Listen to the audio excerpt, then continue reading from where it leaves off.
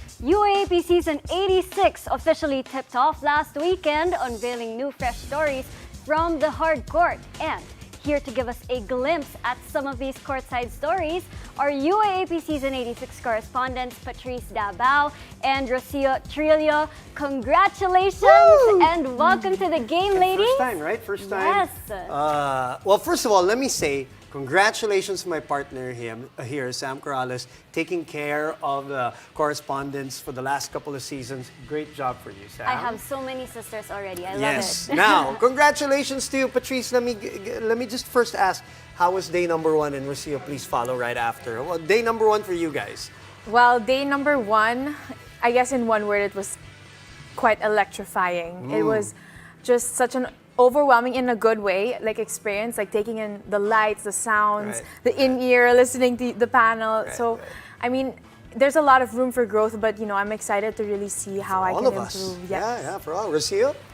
Well, it was such a surreal experience, honestly, because I've been to games as a manager, but I've never seen the production side of things. So it was just so interesting, and you had to really compartmentalize because there's like a million and one things going on, and it's just you, the camera, the floor director, right?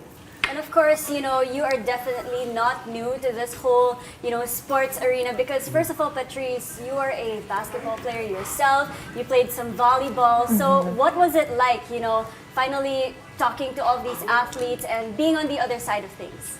Well, I guess I could say that it really gave me a new perspective. Like similar to what Rocio said, you know, I watched the games as a fan. My dad was also a basketball player. You know, we really just enjoyed the games together. But now, you know, getting to see the other side, really the athletes, and seeing how hard they work, I would say it's just so inspiring. And all the more it makes me really, it gives me a greater sense of purpose when it comes to my reporting. I love that. Let's start with that. Greater sense of purpose is what Topex Robinson has brought to the LaSalle system now. What have your observations been and how the players have responded? I know it's just one game and we've only had a sneak peek of it, but you have had a better look. Yes, so I think it was really obvious that like a lot of the players, you could tell that they played with a lot more confidence, you know, self-assuredness, and especially if I were to name drop, I would say Francis Escandor. Like a lot of people were talking about, you know, his performance. He did an extra good job, and when I talked to Coach Topex about it, you know, he really credited it to the fact that there's a clarity of roles when it comes to the players, and it goes beyond just their positions as forwards, guards, centers. It's really about they understand what they can bring to the table, how they can bring value to the team, and how they can contribute to the team. And not only that, he also is really big on building relationships with the players. And by the way, you can name drop all you want here. Okay lang yun, okay lang You yun. have all the right Yes, as a yes, correspondent. Now, Rocio, on the other side of things, a different story for you because Ateneo, of course, they're coming from a championship. They absorbed their first ever, you know, opening game loss since 2018. So can you take us in the atmosphere, you know, around the team? What was it like in practice after that opening day loss against NU?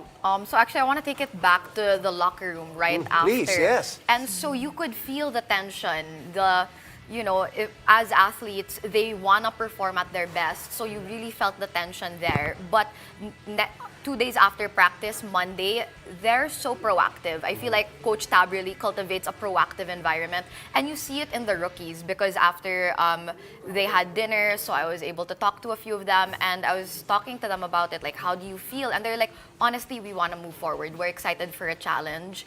And now we're hungrier than ever. And a big thing that they said was, wow, the drums.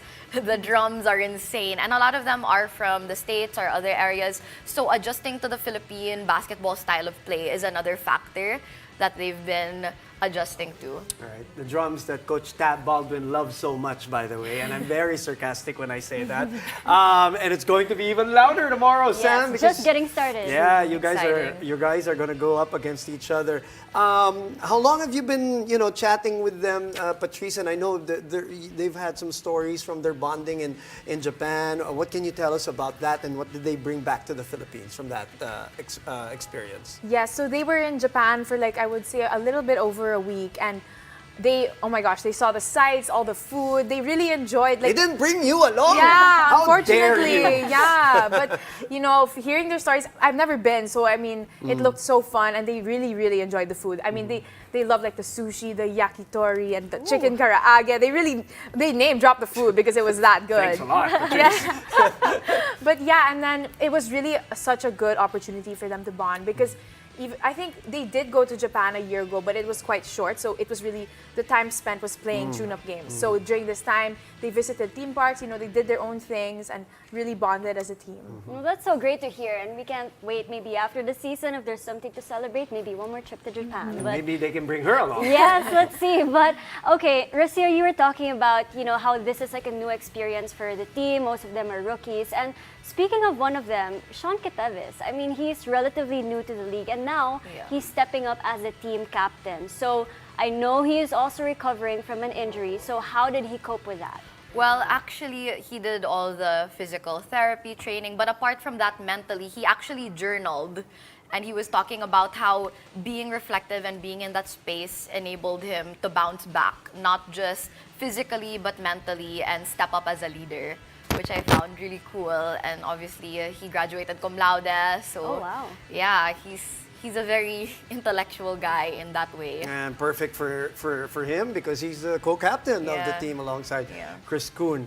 Michael Phillips, let's talk about him. What a game, the last game. What can you tell us about him that we don't get to see? Yes, so I mean, what I wanted to see was a new perspective on just more than being an athlete, also being a student. So I asked, I was really curious because obviously as an athlete, you don't really have that much time on your hands, really. But what Coach Topex really instilled in the boys is really to prioritize school because, like the saying goes, you're students before you're athletes. So I asked Michael, what's your strategy with your time management skills and how do you stay on top of your ACADS? And he said it's more than just time management, it's really just discipline, getting things done right away and really just getting ahead of the curve.